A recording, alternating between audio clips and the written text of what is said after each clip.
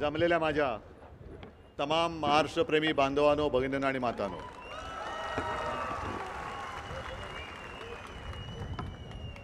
लोकसभेला सुद्धा मी याच मैदानात आलो होतो. पण काय विचित्र प्रकार होता मला कल्पना नाही. कदाचित गुवाहाटीला काय रेडा वगैरे कापला असण्याची शक्यता नाकारता येत नाही. कारण 2 वेळा यायचा प्रयत्न केला आणि दोन्ही वेळेला पाऊस. दुसऱ्या वेळेला म्हटलं नाही यायचं म्हणजे यायचंच. आलो आणि इकडे पाऊस सुरू. पण पावसात सुद्धा तुम्ही थांबला होतात. मग भिजत भिजत भाषण केलं आणि मला अभिमान आहे की समोर मेंढेचा मुलगा, पैशाचा महापूर, गद्दार,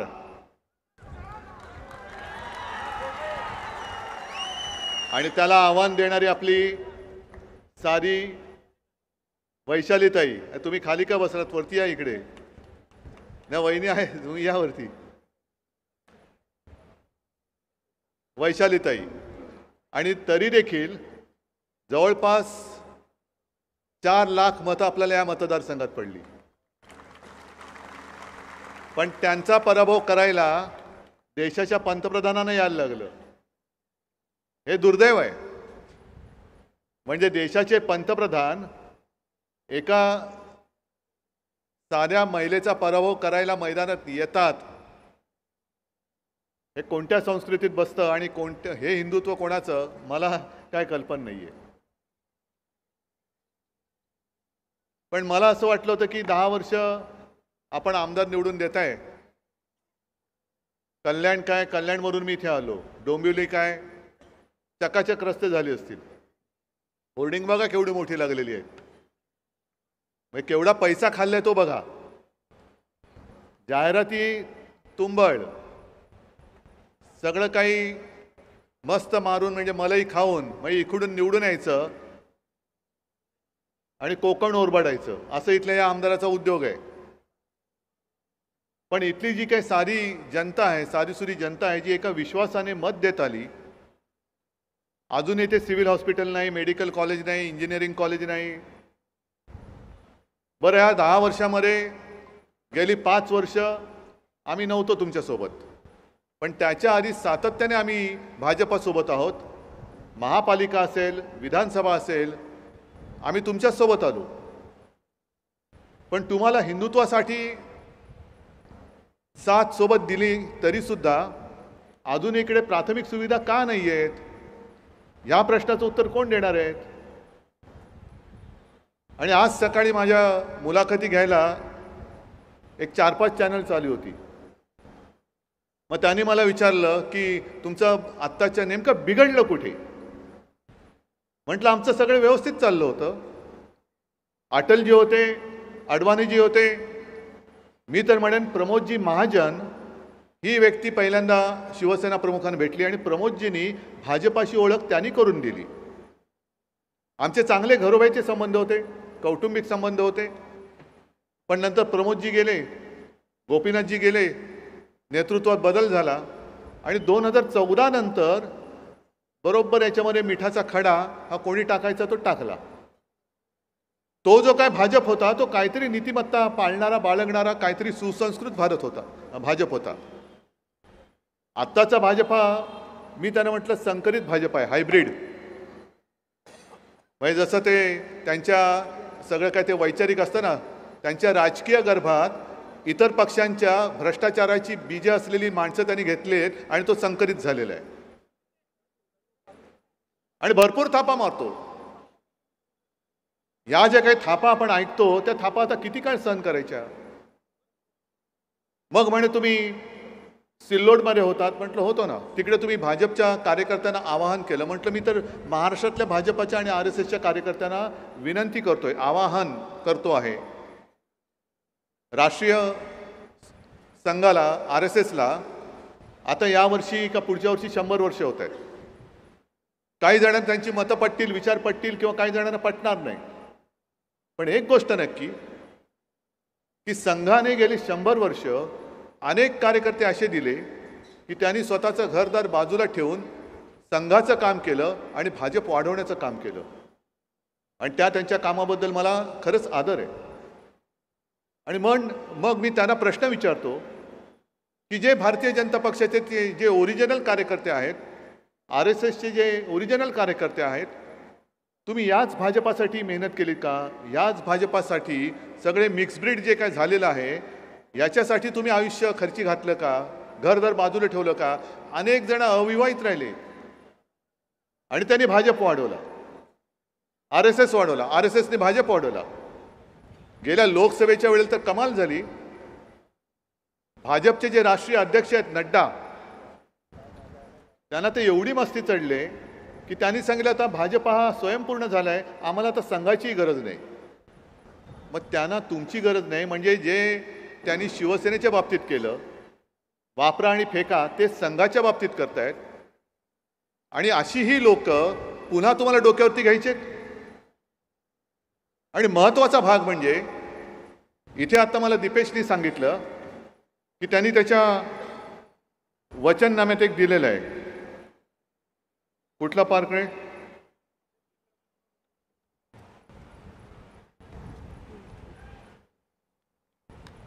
हां, त्यांनी आपल्या हिंदू हृदय सम्राट शिवसेना प्रमुखांच्या नावाने वंदनीय बाळासाहेब ठाकरे बिझनेस पार्क उभारण्याचं वचन तुम्हाला दिलेलं आहे. 300-350 एकर जमीन आहे. ही जमीन कोणाच्या घशात घालतायत? कोणाच्या? अदानी. म्हणजे बाकीच्या लोकांनी काय त्यांची भांडी घासायची? म्हणजे सगळं जे काय आहे ते लुटून तुम्ही गुजरातला नेताय. मला गुजरातबद्दल किंवा गुजराती माणसांबद्दल काही द्वेष आहे, शत्रुत्व आहे अशातला भाग नाही. पण महाराष्ट्राने नेमकं तुमचं काय घोडं मारलंय, काय पाप केलंय?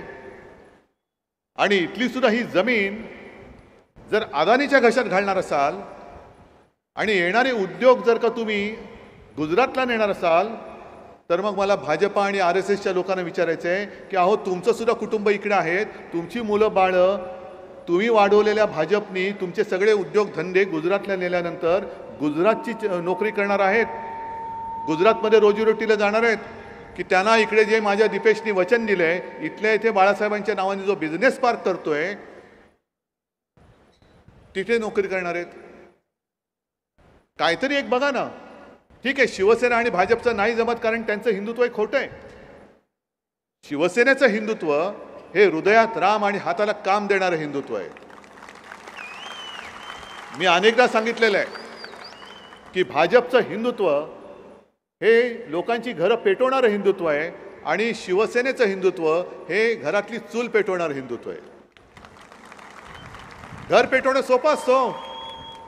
मारला दगड की होते दंगल आणि पेटतात घरं. पण आत्ता त्यांनी जे काय चालू केलेलं आहे, देवेंद्र फडणवीसांनी सांगितलंय मतांचं धर्मयुद्ध करा. मग निवडणूक आयोगाला विचारतोय धर्मयुद्ध करा हे तुमच्या आचारसंहितेत बसतं का? कारण गेल्या निवडणुकीच्या वेळेला तुम्ही आमचं जे मशाल गीत आहे त्या मशाल गीतातलं जय शिवाजी जय भवानी हे शब्द काढा सांगत होतात. हिंदू हा तुझा धर्म हे शब्द काढा सांगत होतात.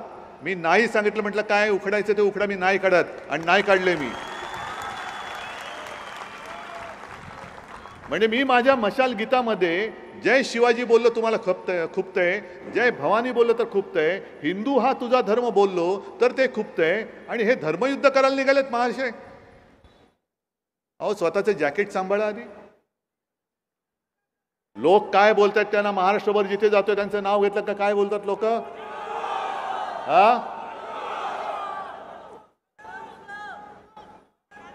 मग असे जर लोक तुमच्याशी तुमची प्रतिमा ही असेल तर टरबूज कधी धर्मयुद्ध करू शकतं का हो? आपण जर का कधीतरी बघितलंय टरबूज, अरे काय टरबूज लढतंय माझ्यासाठी. अरे लढायचं कसं असतं, निष्ठा म्हणजे कशी असते. मी जे तळमळीने बोलतोय कारण आपल्या सगळ्यांच्या निष्ठा या नुसत्या उद्धव ठाकरेशी नाही, महाराष्ट्राच्या मातीशी असल्या पाहिजेत, महाराष्ट्राच्या मातेशी असल्या पाहिजेत. उगाच आपण छत्रपती शिवाजी महाराज की जय बोलायचं आणि महाराष्ट्र लुटणाऱ्याला मत द्यायचं. महाराज असते तर कडलोट करून टाकला असता आपला. मी लढतोय आणि मी लढणार. जो जो माझ्या महाराष्ट्राच्या हिताच्या आड येईल तो कोणी असला तरी मी त्याचा मुकाबला केल्याशिवाय राहणार नाही, ही शपथ घेऊन मी मैदानात उतरलोय. आणि गद्दाराने घेऊन तुम्ही आमच्या अंगावर येतात. ठीक आहे, दीपेशमध्ये गेला होता, पण ते जसे गेलेत आणि शिवसेना संपवायला बघतायत, नाव चोरलं, चिन्ह चोरलं. मी तर मिंदेला जाहीर आव्हान देतोय, प्रत्येक सभेत देतो, इथे दिल्यानंतर ठाण्यात पण देणार आहे. मी मिंद्यांना सांगतोय की मिंद्या, जर तू मर्दाची अवलाद असलास तर स्वतःच्या वडिलांचा फोटो लाव आणि मैदानात उतार. कर्तृत्व शून्य. तुझ्या मुलाला 14 साली घरातनं उचलून खासदार केला आणि आमच्या अंगावर येतोय, गद्दारी करतोय आणि होर्डिंग लावतोय. काम केलंय भारी, गद्दारी केले भारी, ही म्हणून आले माजोरी. आता पुढची तयारी म्हणजे आहे ते पण सगळं साफ करून टाकायचं. नक्कीच, नाहीतर द्या पाठवून सुरतला, गुवाहाटीला जाऊ द्या. पण ज्याला निष्ठा कशाला म्हणतात हे माहिती नाही, अशी माणसं आम्हाला हिंदुत्व शिकवत आहेत. नरेंद्र मोदी येऊन मला सांगतायत, शहजादा के नाम से मुंह से बाला साहब के प्रति कुछ 2 शब्द अच्छे निकाल के दिखाओ. म्हणजे कोणाच्या? राहुल गांधी. मोदीजी, तुमची जी हेरगिरी चालली ना, आमचे फोन टॅपिंग बिपिंग करताय. लोकसभेच्या वेळेला जी महाविकास आघाडीची सभा शिवतीर्थावरती झाली होती, उद्या शिवसेना प्रमुखांचा स्मृतिदिन आहे, तिकडे त्यांचं स्मारक आहे. त्या स्मारकावरती मी स्वतः साक्ष आहे, माझ्या समोर राहुल गांधींनी त्या स्मारकाला अभिवादन करण्याचे फोटो आहेत माझ्याकडे.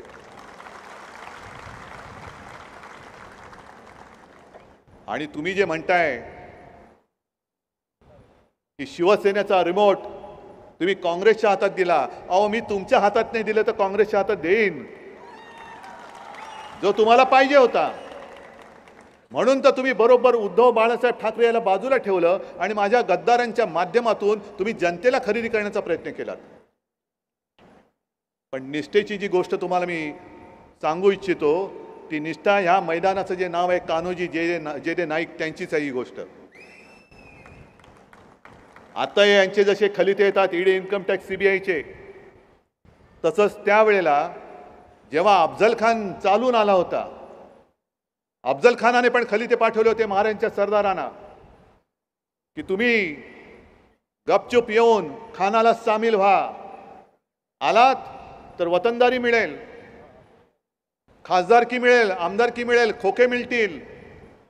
आणि जर आला नाहीत तर कुटुंब कबिल्यासह कापले जाल. आणि मग असं म्हणतात की महाराज बसले होते तिकडे, कान्होजी जे दे नाईक आपल्या 5 मुलांसह गेले आणि त्यांनी सांगितलं, महाराज खलिता आलाय खानाचा. महाराजांना सगळं माहिती होतं, कारण सगळेजण त्यांना येऊन सांगतच होते. तर काय खलिता आलाय? आणि त्यांनी वाचून दाखवला की येऊन सामील व्हा, आलात तर वतनदारी मिळेल, बक्षीस मिळेल, आणि आला नाहीत तर कुटुंब कबिल्यासह कापले जाल. मग महाराजांनी विचारलं, काय ठरवलंय? महाराजांनी मुद्दामून त्यांची परीक्षा घेतली. त्यांनी महाराज म्हणाले, आम्ही तर संपतो खास, पण तुम्ही का असं करताय? तुम्ही जा, त्याच्याबरोबर जा, तुम्हाला वतनदारी मिळेल, चांगली बक्षिसी मिळेल. आणि हे ऐकल्यावरती कान्होजी जे दे नाईक जे भडकले, त्यांनी बाजूला एक पाण्याचा तांब्या होता, महाराजांच्या समोर त्यांनी हातावरती पाणी सोडलं. महाराज, हे सोडलं पाणी मी वतनदारीवर. महाराज, हे सोडलं पाणी मी माझ्या मुलाबाळांवर. मान कापली गेली तरी इमान विकणार नाही. आणि जर का मी चुकून मारला गेलोच तर रणांगणावरती जी हाडं पडली असतील, ज्या हाडातनं शिवाजी शिवाजी असा आवाज येईल, ओळखा हे कान्होजी जे दे नाईकाचं हाड आहे. अरे अशी सगळी इतिहासात माणसं होऊन गेली, म्हणून आपण हे सगळं बघू शकतोय. गद्दारी फक्त शिवसेनेशी नाही झाली, गद्दारी या भगव्याशी झालेली आहे, छत्रपती शिवाजी महाराजांच्या भगव्याशी झालेली आहे. आणि मी मागे एकदा म्हटलं होतं की जर या भगव्यानी त्याचं आत्मचरित्र लिहायचं ठरवलं तर तो सुद्धा सांगेल की कितीतरी आपल्याच लोकांनी माझ्यावरती वार कसे केलेले आहेत. हे आपलं दुर्दैव आहे. आपण आता मोदींनी जो काय नारा दिलेला आहे, एक आहे तो सेफ आहे, तो त्यांच्यासाठी आहे. कारण जर त्यांना प्रतिस्पर्धी निर्माण झाला तर मोदी अनसेफ होतात. म्हणून त्यांनीच जे चालले ना, नड्डा सुद्धा बोलले की आता पुढे भाजपाच राहील, बाकी पक्ष नष्ट होतील. अरे तुम्ही बघा ना, नष्ट करण्याची हिंमत असेल तर करून बघा. तुम्हाला काय वाटतं? माझे 40 गद्दार फोडले आणि काही खासदार फोडले. अरे दुर्दैवाने तुम्ही तो संभ्रम निर्माण केला होता गेल्या वेळेला, म्हणून तुम्ही निवडून आलात, नाहीतर ते सुद्धा तुम्ही निवडून येऊ शकला नसतात. आणि एवढं करूनही तुम्ही उद्धव बाळासाहेब ठाकरेला संपू शकलेला नाहीत, ना त्याच्या शिवसेनेला संपू शकलात. म्हणजे विनायक राऊत सारखा एक चांगला खासदार नाही फुटला, त्यांना पण आमिष दाखवली होती, नाही गेले. अनेक जण नाही गेले. साधे साधे शिवसैनिक कशाला तुम्हाला सगळ्यांना माहिती आहे माझ्या हातामध्ये काही नाही, तरी देखील तुम्ही माझ्यासाठी येताय. ह्याच्यात हेच तर माझं भाग्य आहे, हीच तर माझी बाळासाहेबांची पुण्य आहे माझ्या पाठी. आणि त्या मोदींचं जे झालेलं आहे की मूळ मुद्दे बाजूला ठेवायचे. अमित शहा सुद्धा मला सांगतायत, उद्धव बाबू. म्हटलं बोलो अमित शेठ. मला उद्धव बाबू म्हटलं तर ते शेठ आहेत ना बाबा. अमित शेठ केम छो? काय बाकी शिल्लक ठेवलंय महाराष्ट्र लुटायचं? सगळं उठसूट गुजरात गुजरात गुजरात. मी त्यांना हेच सांगू इच्छितो की गुजरात आणि मराठी माणूस यांच्यात कधीही वाद आम्ही केलेला नाही आणि करू इच्छित नाही. कित्येक वर्षांपासून अनेक गुजराती कुटुंब कल्याण, डोंबिवली, ठाणे, मुंबई, संपूर्ण महाराष्ट्रभर राहत आहेत. कधी आमच्याशी ते भांडलेले नाही आहेत आणि आम्ही त्यांच्याशी भांडू इच्छित नाही. पण मोदी आणि शहा त्यांच्या कर्मदरिद्रीपणामुळे गुजरात आणि संपूर्ण देश यांच्यामध्ये जी एक भिंत बांधतायत.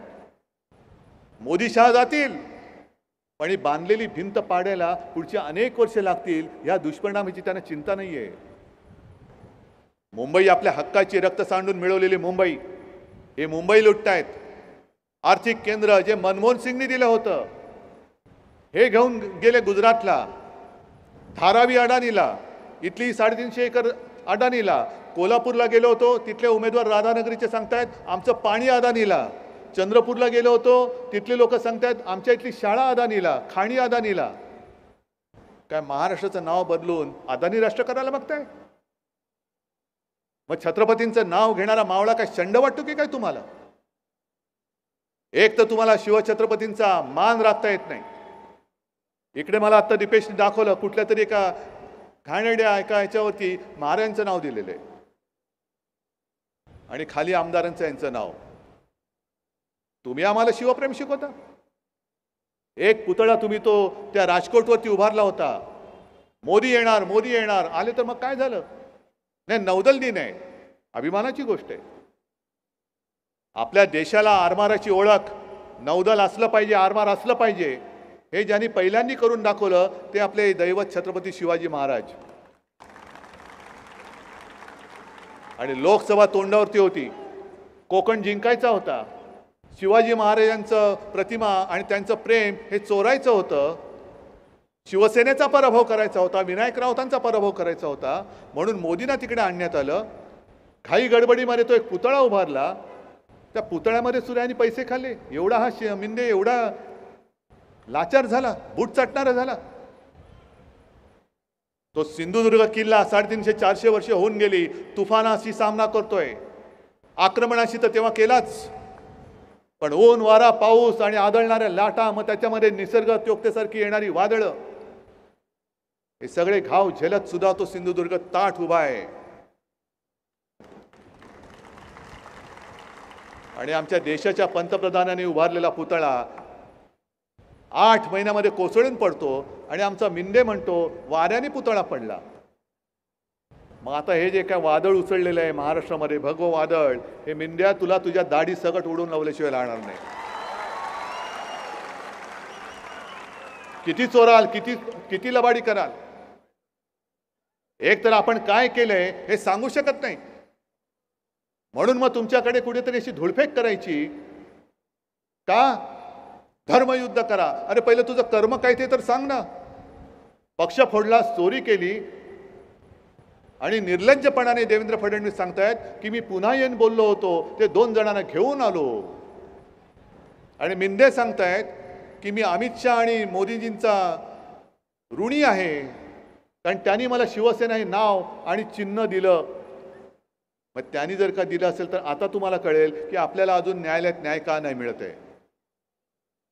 मला चंद्रचूडांबद्दल आदर वगैरे एकेकाळी होता, पण चंद्रचूड साहेब, तुम्ही कायद्याचे निरूपणकार झाला असतात आणि प्रवचनकार झाला असतात तर कदाचित तुमचं नाव जास्त मोठं झालं असतं. कारण तुम्ही रामशास्त्री बाणाला जागला नाहीत. आज सुद्धा न्यायमूर्ती म्हटल्यानंतर रामशास्त्री प्रभूंचं नाव महाराष्ट्र अभिमानाने घेतो. कायदा पुढे सगळे सारखे आहेत, मग तो कोणी असेल, राघोबा दादा असला तरी देहांत प्रायश्चित्त. पण तुम्ही बघत बसलात, लोकशाही तडफडते, लोकशाही मरते. संविधानानुसार सगळं सांगतात की हे चूक आहे, हे बरोबर आहे, हे अयोग्य झालं, सगळं सांगितलं. मग नेमका निकाल का नाही दिलात? निकाल का नाही दिलात? या अशा सगळ्या बजबजपुरीमध्ये आपण महाराष्ट्र कोणाच्या हातात देणार आहोत हे तुम्ही ठरवणार आहात. ठीक आहे, 50 खोके एकदम ओके, गद्दार हे म्हणतोय आहेतच. आणि मग इकडे ज्या माझ्या महिला आलेल्या आहेत, माता भगिनी आलेल्या आहेत, त्यांना मी प्रश्न विचारतो, तुम्हाला 1500 रुपये मिळत आहेत. काही जणांना बरं वाटत असेल की काहीतरी मिळतंय. अहो, पण तुम्हाला 1500 देऊन गद्दारांना 50 खोके दिलेत. म्हणजे जो गद्दारी करतो त्याला 50 खोके, आणि जी गोरगरीब महिला आहे, घर कसं चालवायचं हे तिच्या लक्षात येत नाही, कळत नाही, चालू शकत नाही, 1500 रुपये घरी येईपर्यंत संपून जातात. स्वाभिमानी महिलेला फक्त 1500 आणि आपलं सगळं इमान विकणाऱ्या गद्दाराला 50 खोके. किती 1500 एकत्र केल्यानंतर एक खोका होईल, किती ते केल्यानंतर किती 50 खोके होतील, किती जन्म घ्यावे लागतील तुम्हाला. आणि हा पैसा हा काही त्यांच्या खिशात नाही आणलेला, हा लुटीचा पैसा आहे. संपूर्ण मुंबई असेल, ठाणे, कल्याण, डोंबिवली, मी बघतोय नुसती कामं काढलेली आहेत, धूळधाण करून टाकलेली आहे. विकासाच्या नावाखाली हे कॉन्ट्रॅक्टरचे खिसे भरतात आणि कॉन्ट्रॅक्टरच्या माध्यमातून हे यांची घरदारं भरतायत. हा यांचा विकास, हा यांचा विकास आहे. मुंबईमध्ये सुद्धा गेल्या वर्षी मोदीजींनी ज्या रस्त्याचं भूमिपूजन केलं होतं तो घोटाळा आपण बाहेर काढला. अजून सुद्धा एकही रस्त्याचं काम सुरू होऊ शकलं नाही. मला आज पत्रकारांनी विचारलं की ते म्हणतात की तुम्ही विकासाच्या आड येता. म्हटलं मी विकासाच्या आड नाही येत, पण मी महाराष्ट्र लुटीच्या आड आलो आणि येणार. यापुढे सुद्धा माझा महाराष्ट्र मी लुटायला देणार नाही. विकास जरूर, पण तो नियोजनबद्ध असला पाहिजे. केवळ लुटायचं आहे काय? कल्याण डोंबिवलीची महापालिकेची आर्थिक परिस्थिती काय बघा, ठाण्याची परिस्थिती काय ती बघा. मुंबई महापालिकेची तिजोरी आता हे खाली करतायत, राज्य सरकारची तिजोरी हे खाली करतायत. आम्ही फक्त ही लूट थांबवली ना तरी आम्ही दिलेली वचनं ही सगळी पूर्ण करून दाखवू. ती लूट मी थांबवणार. जे आज महाराष्ट्र लुटतायत, आपला महाराष्ट्र लुटतायत, आपलं सरकार उद्या बरोबर चौकशा करून यांना कसं खडे फोडायला आत टाकतो ते बघा. खडी फोडायला लावतो यांना. निर्लज्जपणाने यांना काही कसलीही किंमत नाही. महाराष्ट्राच्या स्वाभिमानाशी यांचं काही देणं घेणं नाही. महाराष्ट्राच्या अस्मितेची यांना काही पर्वा नाही. महाराष्ट्र गुजरातनी गिळला तरी चालेल, पण मला मुख्यमंत्री आणि माझ्या कार्ट्याला खासदार केलंच पाहिजे हे ज्याचं स्वप्न आहे तो काय तुम्हाला न्याय देणार? काय न्याय देऊ शकतो? आपला वचननामा तर वेगळा दिलाच आहे, पण सुभाष भोईर तुम्ही सुद्धा वचननामा दिलाय. दीपेश तू सुद्धा तुझा वचननामा दिलाय. अरे ह्याच्यासाठी तर आपण लोकांची मतं मागत असतो. आणि तुम्ही फक्त मत नाही देत, तुम्ही तुमचं आयुष्य आमच्याकडे देत असता. तुमचं आयुष्य असतं ते मत. एक मत म्हणजे तुमचं आयुष्य आहे, तुमच्या कुटुंबियांचं आयुष्य आहे, तुमच्या मुलाबाळांचं भविष्य हे तुम्ही आमच्याकडे देत असता. मग त्याची धुळधाण करणारी माणसं किती वेळा पुन्हा पुन्हा निवडून देणार तुम्ही?